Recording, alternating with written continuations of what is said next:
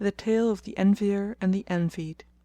They relate, O Ifrit, that in a certain city were two men who dwelt in adjoining houses, having a common party wall, and one of them envied the other and looked on him with an evil eye, and did his utmost endeavour to injure him; and, albeit at all times he was jealous of his neighbour, his malice at last grew on him till he could hardly eat or enjoy the sweet pleasures of sleep.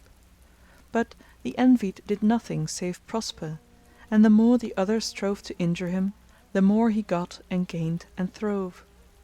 At last the malice of his neighbour and the man's constant endeavour to work him a harm came to his knowledge. So he said, "By Allah, God's earth is wide enough for its people," and, leaving the neighbourhood, he repaired to another city where he bought himself a piece of land, in which was a dried up draw well, old and in ruinous condition. Here he built him an oratory and, furnishing it with a few necessaries, took up his abode therein, and devoted himself to prayer and worshipping Allah Almighty. And fakirs and holy mendicants flocked to him from all quarters, and his fame went abroad through the city and that countryside. Presently the news reached his envious neighbour of what good fortune had befallen him, and how the city notables had become his disciples. So he travelled to the place and presented himself at the holy man's hermitage, and was met by the Envied with welcome and greeting and all honour. Then quoth the Envier, "I have a word to say to thee, and this is the cause of my faring hither, and I wish to give thee a piece of good news. So come with me to thy cell." Thereupon the Envied arose and took the Envier by the hand, and they went in to the inmost part of the hermitage. But the Envier said, "Bid thy fakirs retire to their cells, or I will not tell thee what I have to say, save in secret where none may hear us." Accordingly the Envied said to his fakirs, "Retire to your private cells," and, when all had done as he bade them, he set out with his visitor and walked a little way until the twain reached the ruinous old well. And as they stood upon the brink, the Envier gave the Envied a push, which tumbled him headlong into it, unseen of any. Whereupon he fared forth, and went his ways, thinking to have had slain him. Now this well happened to be haunted by the Jann who, seeing the case, bore him up and let him down little by little, till he reached the bottom, when they seated him upon a large stone. Then one of them asked his fellows, "Wot ye who be this man?" And they answered, "Nay." "This man," continued the speaker, "is the Envied hight who, flying from the Envier, came to dwell in our city, and here founded this holy house, and he hath edified us by his litanies and his lections of the Koran. But the Envier set out and journeyed till he rejoined him, and cunningly contrived to deceive him and cast him into the well where we now are. But the fame of this good man hath this very night come to the Sultan of our city, who designeth to visit him on the morrow on account of his daughter." "What aileth his daughter?" asked one, and another answered, "She is possessed of a spirit, for Maymun, son of Damdam, is madly in love with her. But if this pious man knew the remedy, her cure would be as easy as could be." Hereupon one of them inquired, "And what is the medicine?" And he replied, "The black tom cat which is with him in the oratory hath, on the end of his tail, a white spot, the size of a dirham. Let him pluck 7 white hairs from the spot, then let him fumigate her therewith, and the Marid will flee from her and not return. So she shall be sane for the rest of her life." All this took place, O Ifrit, within earshot of the Envied, who listened readily. When dawn broke and morn arose in sheen and shone, the fakirs went to seek the Shaykh, and found him climbing up the wall of the well, whereby he was magnified in their eyes. Then, knowing that naught save the black tom cat could supply him with the remedy required, he plucked the 7 tail hairs from the white spot and laid them by him. And hardly had the sun risen ere the Sultan entered the hermitage with the great lords of his estate, bidding the rest of his retinue to remain standing outside. The Envied gave him a hearty welcome, and seating him by his side asked him, "Shall I tell thee the cause of thy coming?" The King answered, "Yes." He continued, "Thou hast come upon pretext of a visitation, but it is in thy heart to question me of thy daughter." Replied the King, "'Tis even so, O thou holy Shaykh." And the Envied continued, "Send and fetch her, and I trust to heal her forthright, and such be the will of Allah." The King in great joy sent for his daughter, and they brought her pinioned and fettered. The Envied made her sit down behind a curtain and taking out the hairs fumigated her therewith; whereupon that which was in her head cried out and departed from her. The girl was at once restored to her right mind and, veiling her face, said, "What hath happened and who brought me hither?" The Sultan rejoiced with a joy that nothing could exceed and kissed his daughter's eyes and the holy man's hand. Then, turning to his great lords, he asked, "How say ye? What fee deserveth he who hath made my daughter whole?" And all answered, "He deserveth her to wife." And the King said, "Ye speak sooth." So he married him to her and the Envied thus became son-in-law to the King. And after a little the Wazir died and the King said, "Whom can I make minister in his stead?" "Thy son-in-law," replied the courtiers. So the Envied became a Wazir, and after a while the Sultan also died and the lieges said, "Whom shall we make King?" And all cried, "The Wazir." So the Wazir was forthright made Sultan, and he became King regnant, a true ruler of men. One day as he had mounted his horse and, in the eminence of his kinglihood, was riding amidst his Emirs and Wazirs and the grandees of his realm, his eye fell upon his old neighbour, the Envier, who stood afoot on his path. So he turned to one of his ministers and said, "Bring hither that man and cause him no affright." The Wazir brought him and the King said, "Give him 1,000 miskals of gold from the treasury, and load him 10 camels with goods for trade, and send him under escort to his own town." Then he bade his enemy farewell and sent him away and forbore to punish him for the many and great evils he had done. See, O Ifrit, the mercy of the Envied to the Envier, who had hated him from the beginning and had borne him such bitter malice and never met him without causing him trouble, and had driven him from house and home, and then had journeyed for the sole purpose of taking his life by throwing him into the well. Yet he did not requite his injurious dealing but forgave him and was bountiful to him. Then I wept before him, O my lady, with sore weeping, never was there sorer, and I recited, "Pardon my fault, for 'tis the wise man's wont all faults to pardon and revenge forego. In sooth all manner faults in me contain, then deign of goodness mercy grace to show. Whoso imploreth pardon from on high should hold his hand from sinners here below." Said the Ifrit, "Lengthen not thy words. As to my slaying thee, fear it not, and as to my pardoning thee, hope it not; but from my bewitching thee there is no escape." Then he tore me from the ground which closed under my feet, and hew with me into the firmament till I saw the earth as a large white cloud or a saucer in the midst of the waters. Presently he set me down on a mountain and, taking a little dust over which he muttered some magical words, sprinkled me therewith, saying, "Quit that shape and take thou the shape of an ape." And on the instant I became an ape, a tailless baboon, the son of a century.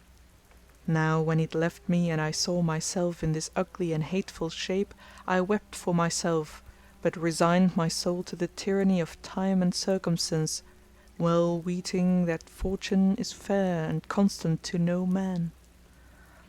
I descended the mountain and found at the foot a desert plain, long and broad, over which I travelled for the space of a month, till my course brought me to the brink of the briny sea.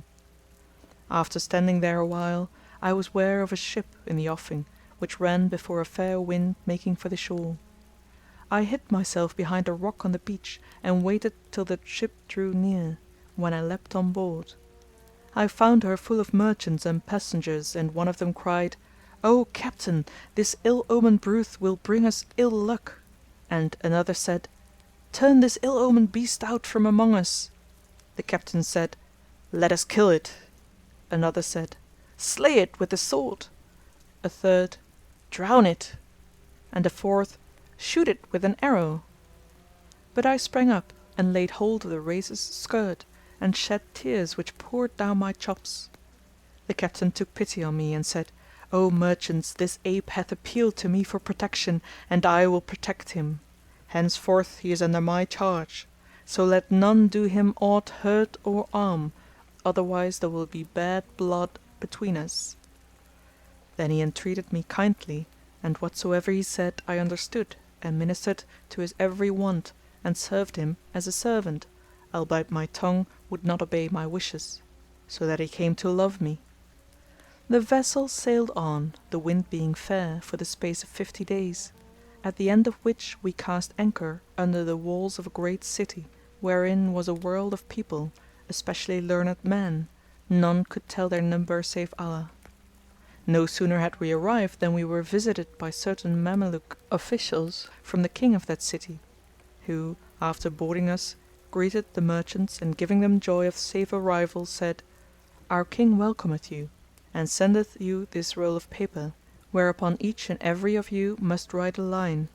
For ye shall know that the king's minister, a calligrapher of renown, is dead, and the king hath sworn a solemn oath that he will make none Wazir in his stead who cannot write as well as he could." He then gave us the scroll which measured 10 cubits long by a breadth of 1, and each of the merchants who knew how to write wrote a line thereon, even to the last of them. After which I stood up, still in the shape of an ape, and snatched the roll out of their hands. They feared lest I should tear it or throw it overboard, so they tried to stay me and scare me, but I signed to them that I could write, whereat all marvelled, saying, "We never yet saw an ape write." And the captain cried, "Let him write, and if he scribble and scrabble we will kick him out and kill him; but if he write fair and scholarly I will adopt him as my son, for surely I never yet saw a more intelligent and well-mannered monkey than he. Would Heaven my real son were his match in morals and manners."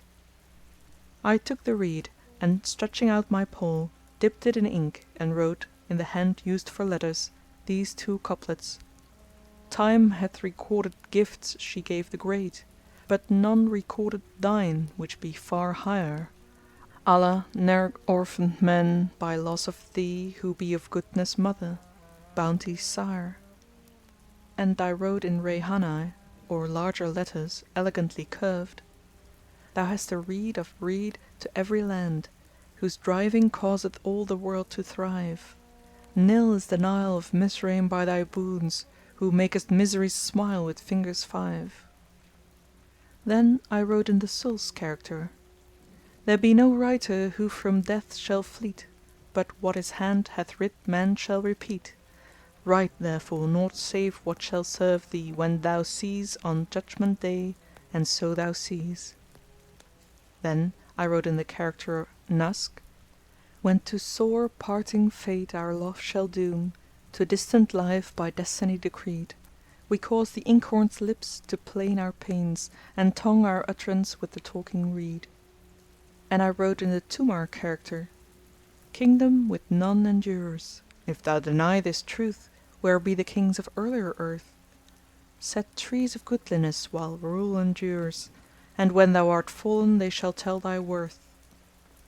And I wrote in the character Muhakkak: "When oped the inkhorn of thy wealth and fame, take ink of generous heart and gracious hand, write brave and noble deeds while write thou can, and win thee praise from point of pen and brand."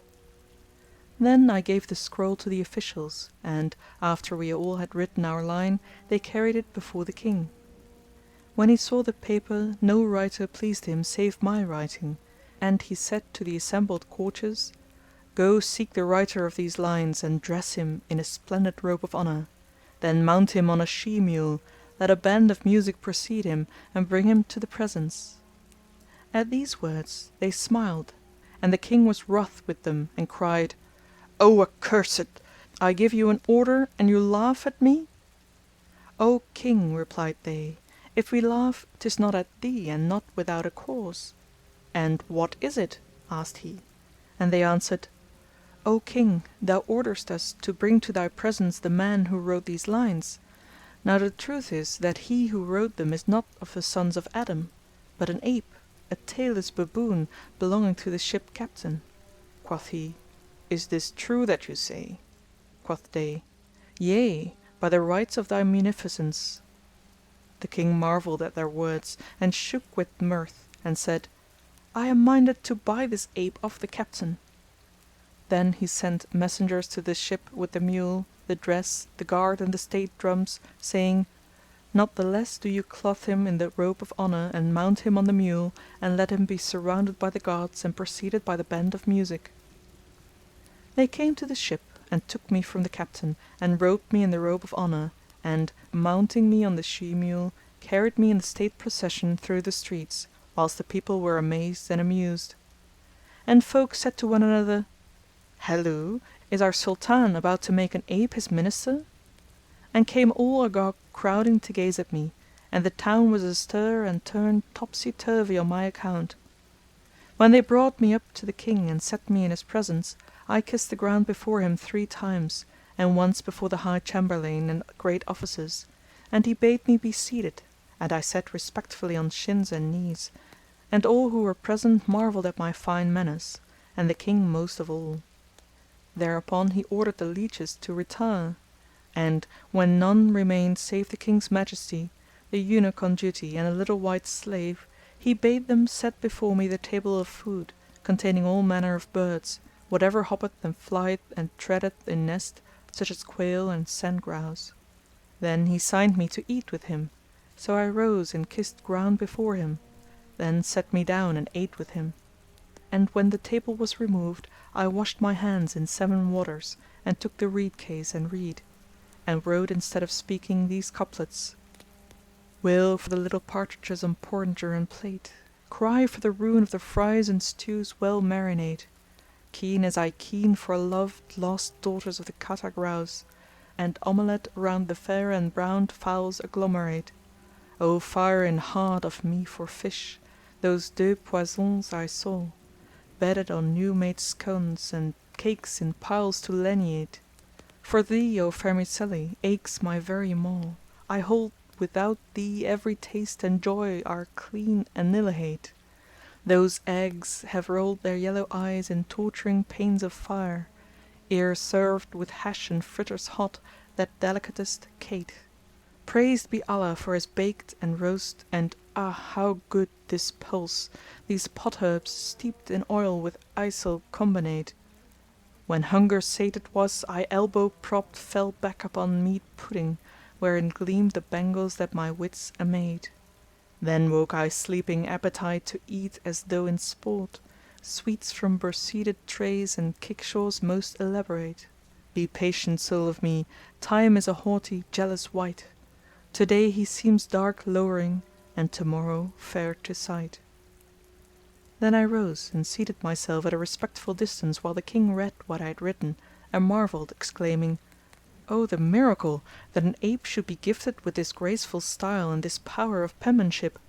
By Allah, 'tis a wonder of wonders!" Presently they set before the King choice wines in flagons of glass, and he drank, then he passed on the cup to me, and I kissed the ground and drank and wrote on it: "With fire they boiled me to loose my tongue, and pain and patience gave for fellowship. Hence comes it, hands of men upbear me high, and honey dew from lips of maid I sip. And these also: Morn set to night, withdraw and let me shine, so drain we draughts that dull all pain and pine. I doubt so fine the glass, the wine so clear, if 'tis the wine in glass or glass in twine." The King read my verse and said with a sigh, "Were these gifts in a man, he would excel all the folk of his time and age."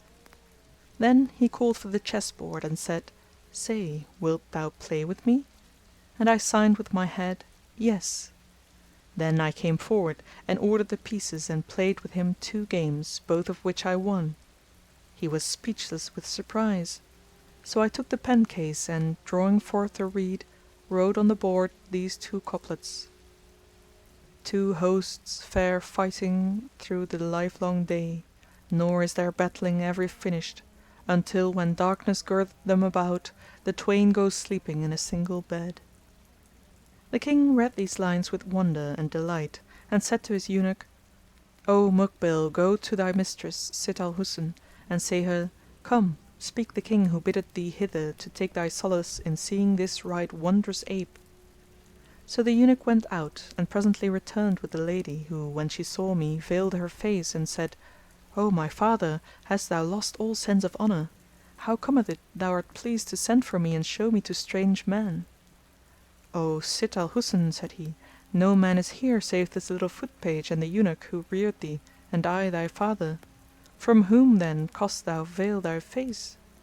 She answered, "'Tis whom thou deemest an ape is a young man, a clever and polite, a wise and learned, and the son of a king; but he is ensorcelled, and the Ifrit Jirjaris, who is of the seed of Iblis, cast a spell upon him, after putting to death his own wife the daughter of King Ifitamus, lord of the islands of Abnus."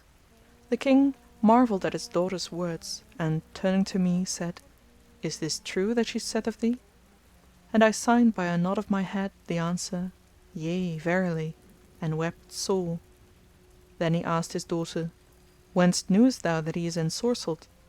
And she answered, "O my dear papa, there was with me in my childhood an old woman, a wily one and a wise, and a witch to boot, and she taught me the theory of magic and its practice, and I took notes in writing and therein waxed perfect, and have committed to memory 170 chapters of egromantic formulas, by the least of which I could transport the stones of thy city behind the mountain Kaf and the circumambient main, or make its site an abyss of the sea and its people fishes swimming in the midst of it." "O my daughter," said her father, "I conjure thee by my life disenchant this young man, that I may make him my Wazir and marry thee to him, for indeed he is an ingenious youth and a deeply learned." "With joy and goodly gree," she replied, and, handing in hand an iron knife whereon was inscribed the name of Allah in Hebrew characters, she described a wide circle.—And Shahrazad perceived the dawn of day and ceased saying her permitted say. When it was the 14th Night, she said, It hath reached me, O auspicious King, that the Kalandar continued his tale thus: O my lady, the King's daughter hand in hand a knife whereon were inscribed Hebrew characters, and described a wide circle in the midst of the palace hall, and therein wrote in Cufic letters mysterious names and talismans; and she uttered words and muttered charms, some of which we understood, and others we understood not.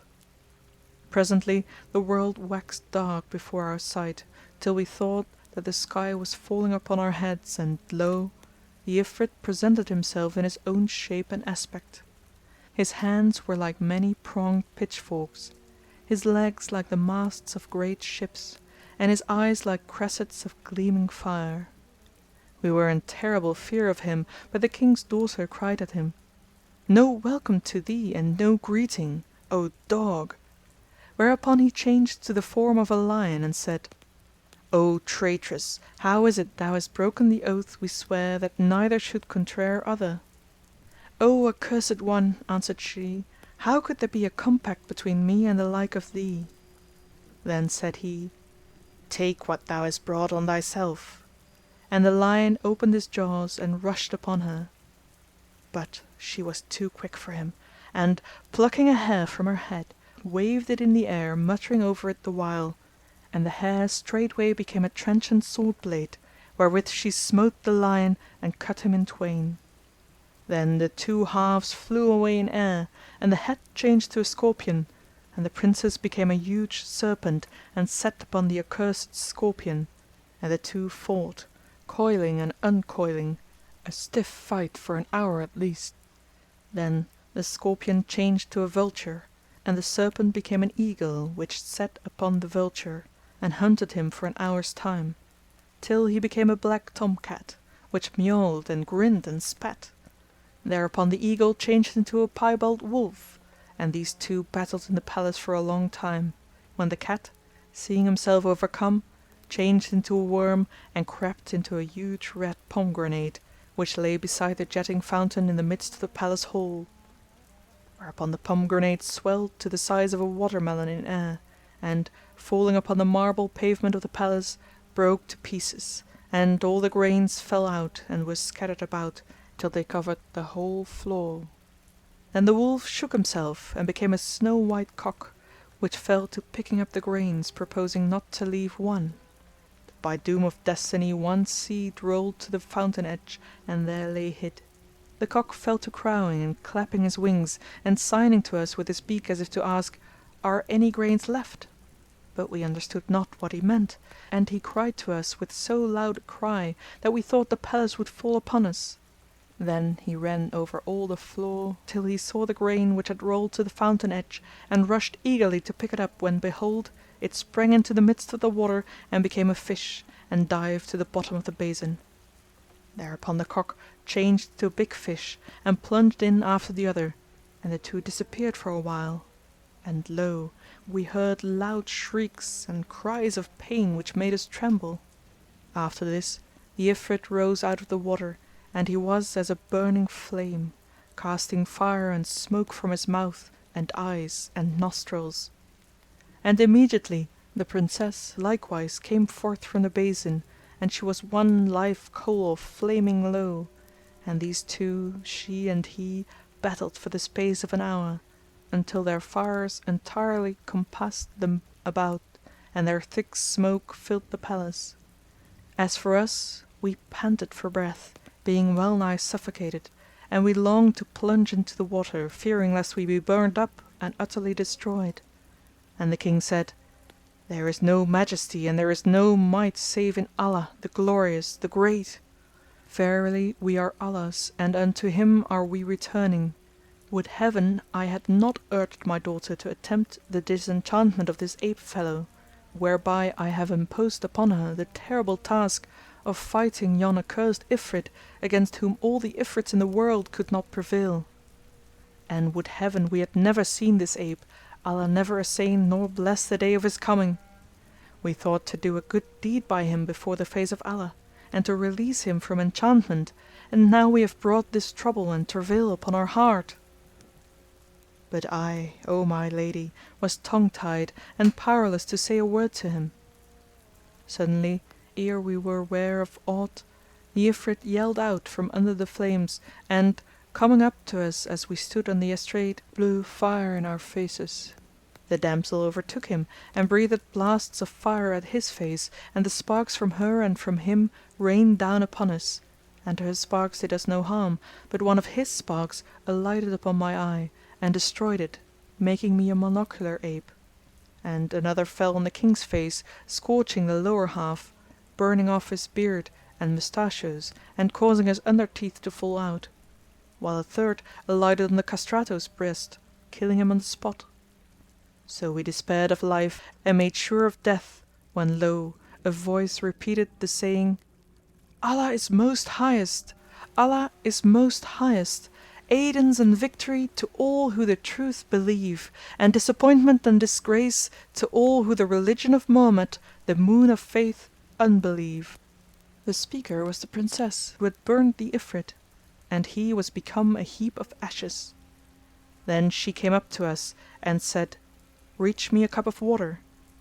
They brought it to her, and she spoke over it words we understood not, and sprinkling me with it cried, "By virtue of the Truth and by the most great name of Allah, I charge thee return to thy former shape." And behold, I shook and became a man as before, save that I had utterly lost an eye. Then she cried out, "The fire!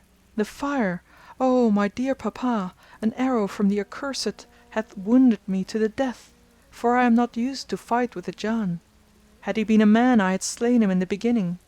I had no trouble till the time when the pomegranate burst and the grains scattered, but I overlooked the seed wherein was the very life of the Jinni. Had I picked it up he had died on the spot, but as fate and fortune decreed I saw it not. So he came upon me all unawares, and there befell between him and me a sore struggle under the earth, and high in air, and in the water. And as often as I opened on him a gate, he opened on me another gate and a stronger, till at last he opened on me the gate of fire, and few are saved upon whom the door of fire openeth. But Destiny willed that my cunning prevail over his cunning, and I burned him to death after I vainly exhorted him to embrace the religion of Al Islam. As for me, I am a dead woman. Allah supply my place to you." Then she called upon Heaven for help and ceased not to implore relief from the fire, when lo! a black spark shot up from her robed feet to her thighs, then it flew to her bosom and thence to her face. When it reached her face she wept and said, "I testify that there is no god but the God, and that Mohammed is the Apostle of God." And we looked at her and saw naught but a heap of ashes by the side of the heap that had been the Ifrit. We mourned for her and I wished I had been in her place, so had I not seen her lovely face who had worked me such weal become ashes. But there is no gainsaying the will of Allah. When the King saw his daughter's terrible death, he plucked out what was left of his beard and beat his face and rent his raiment, and I did as he did, and we both wept over her. Then came in the Chamberlains and Grandees and were amazed to find 2 heaps of ashes and the Sultan in a fainting fit. So they stood around him till he revived and told them what had befallen his daughter from the Ifrit, whereat their grief was right grievous, and the women and the slave girls shrieked and keened, and they continued their lamentations for the space of 7 days. Moreover, the King bade build over his daughter's ashes a vast vaulted tomb, and burn therein wax tapers and sepulchral lamps. But as for the Ifrit's ashes, they scattered them on the winds, speeding them to the curse of Allah. Then the Sultan fell sick of a sickness that well nigh brought him to his death for a month's space, and when health returned to him and his beard grew again and he had been converted by the mercy of Allah to Al Islam, he sent for me and said, "O youth, fate had decreed for us the happiest of lives, safe from all the chances and changes of time, till thou camest to us, when troubles fell upon us. Would to Heaven we had never seen thee and the foul face of thee! For we took pity on thee and thereby we have lost our all. I have on thy account first lost my daughter who to me was well worth 100 men. Secondly, I have suffered that which befell me by reason of the fire and the loss of my teeth, and my eunuch also was slain. I blame thee not, for it was out of thy power to prevent this. The doom of Allah was on thee as well as on us, and thanks be to the Almighty for that my daughter delivered thee, albeit thereby she lost her own life. Go forth now, O my son, from this my city, and suffice thee what hath befallen us through thee, even although 'twas decreed for us. Go forth in peace, and if I ever see thee again, I will surely slay thee." And he cried out at me. So I went forth from his presence, O my lady, weeping bitterly and hardly believing in my escape, and knowing not whither I should wend. And I recalled all that had befallen me, my meeting the tailor, my love for the damsel in the palace beneath the earth, and my narrow escape from the Ifrit, even after he had determined to do me die, and how I had entered the city as an ape, and was now leaving it a man once more. Then I gave thanks to Allah and said, "My eye and not my life," and, before leaving the place, I entered the bath and shaved my poll and beard and mustachios and eyebrows, and cast ashes on my head, and donned the coarse black woollen robe of a Kalandar. Then I fared forth, O my lady, and every day I pondered all the calamities which had betided me, and I wept and repeated these couplets: I am distraught, yet verily his ruth abides with me, though round me gather hosts of ills, whence come I cannot see. Patient I'll be till patience self with me impatient wax, patient for ever till the Lord fulfil my destiny. Patient I'll bide without complaint a wronged and vanquished man, patient as sun-parched white that spans the desert's sandy sea. Patient I'll be till Elohe's self unwittingly allow. I'm patient under bitterer things than bitterest Elohe. No bitterer things than Elohe's or than patience for mankind, yet bitterer than the twain to me were patience treachery. My sere and seamed and seared brow would dragoman my sore, if soul could search my sprite and their unsecret secrecy. Were hills to bear the load I bear, they'd crumble 'neath the weight. 'Twould still the roaring wind, 'twould quench the flame tongue's flagrancy. And whoso saith the world is sweet, certes a day he'll see with more than alloy's bitterness and alloy's pungency. Then I journeyed through many regions, and saw many a city, intending for Baghdad, that I might seek audience in the House of Peace with the Commander of the Faithful, and tell him all that had befallen me. I arrived here this very night and found my brother in Allah, his first Kalandar, standing about as one perplexed; so I saluted him with "Peace be upon thee!" and entered into discourse with him. Presently up came our brother, this third Kalandar, and said to us, "Peace be with you, I am a stranger;" whereto we replied, "And we too be strangers who have come hither this blessed night." So we all three walked on together, none of us knowing the other's history, till destiny drave us to this door and we came in to you. Such then is my story and my reason for shaving my beard and mustachios, and this is what caused the loss of my eye. Said the house mistress, "Thy tale is indeed a rare, so rub thy head and wend thy ways." But he replied, "I will not budge till I hear my companions' stories." Then came forward the third Kalandar and said, "O illustrious lady, my history is not like that of these my comrades, but more wondrous and far more marvellous. In their case fate and fortune came down on them unawares, but I drew down destiny upon my own head and brought sorrow on mine own soul, and shaved my own beard and lost my own eye. Hear then the third Kalandar's tale."